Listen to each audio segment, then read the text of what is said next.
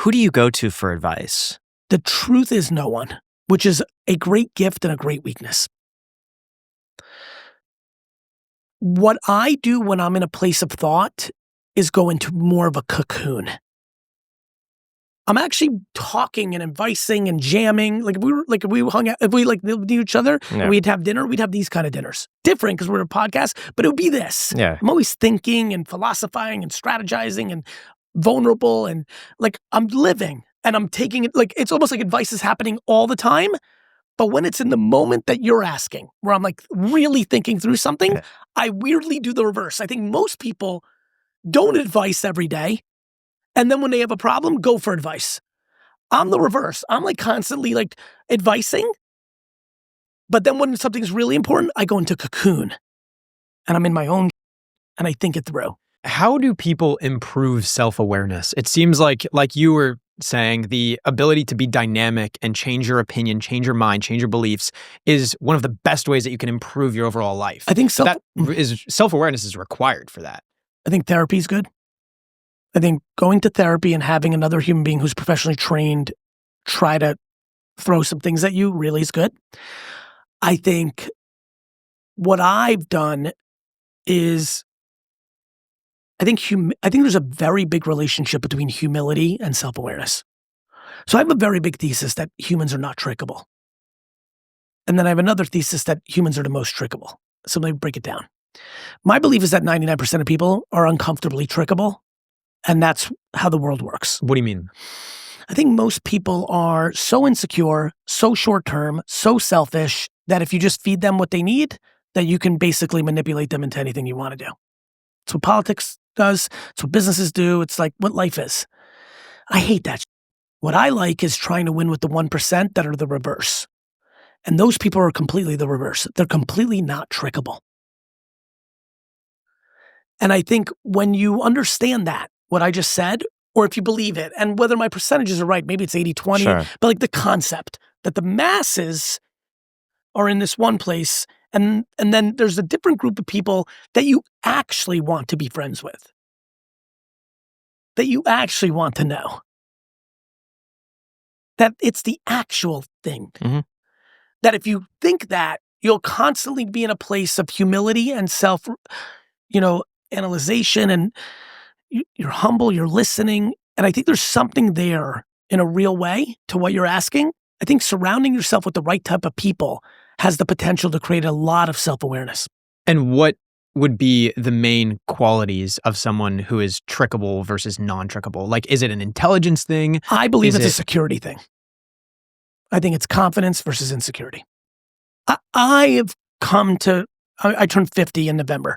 Fun number, how old are you guys? 26. I'm 35. Yeah. Like, even at, you're a straight baby, but even at 35, right? At 35, back to like my life, you think about 10 million. Like, I think this will be very exciting for you. Sure. And I hope it's very exciting, more importantly, to the audience. At 34, I made $67,000 for the year. Yeah. That's why I believe it. That's why you hear so much Gary Vee about be patient. What'd you make at 35?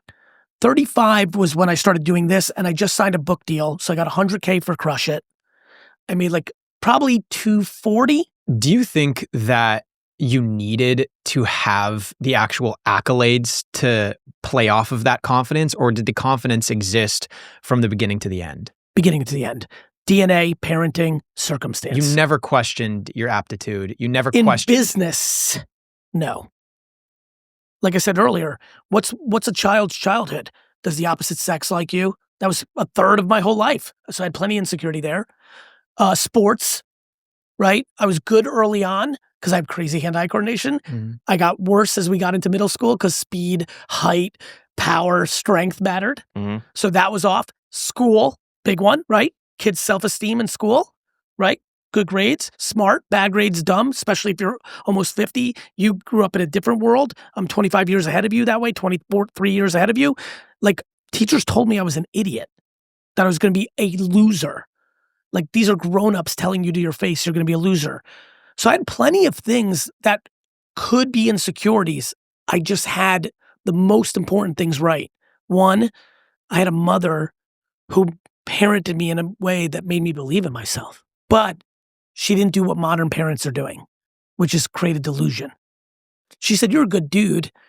You've got strengths. But when I had shortcomings, I had ramifications, I had consequences. How do you try to instill those same qualities in your children? By doing that, by telling them the truth, by cheering for things that are good, like, are they nice people?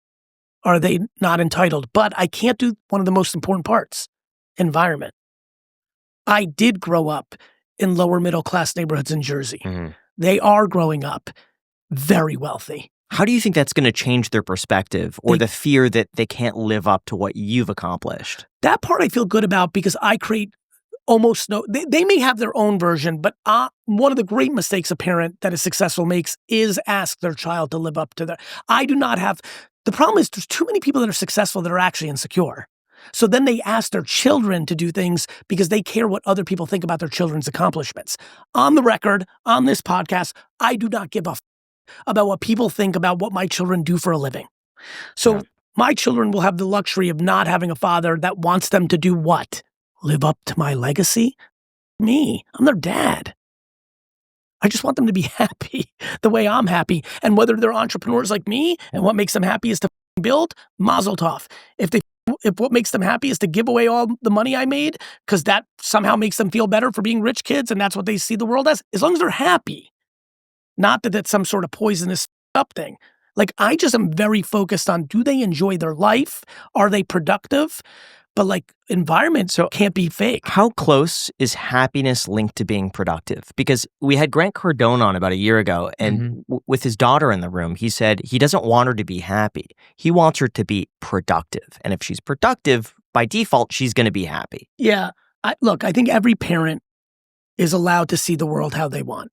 I'm also a buyer of productivity, but productive is defined by different metrics. What is productive? Is productive making $1 million a year? 10? 100? Is productivity knowing that you were born into luxury and thus you give your life's work to give back to humanity? And everything in between. I don't know. But yes, I do not think waking up in the morning and having nothing to do leads to anything but bad. Right. But what one defines as productive, I think is different for every human. Yeah. For example, I have a lot of ways to maximize for a lot more wealth than I have. That's just not where I'm at. I feel like I'm being more productive by leaving good deposits by spending a lot of time on Gary Vee. Mm-hmm. And now VeeFriends, my Pokemon Sesame Street thing, feels like I'm going to be able to do both. I can be selfish and selfless. I can build one of the biggest intellectual properties of all time, which is very, very valuable. But I also can get these characters so popular that I can start getting to kids younger and instilling good virtues into them. What's more productive? Yeah. My income statement this year or the impact I made on alpha dudes not being complete dick faces? What's more productive? How much money I made or the fact that I've gained muscle mass and that injury I got in my dad's liquor store with my left glute, now that I've been able to actually get my mind muscle right and I'm fixing it and I have better life quality. Who decides productivity? Yeah.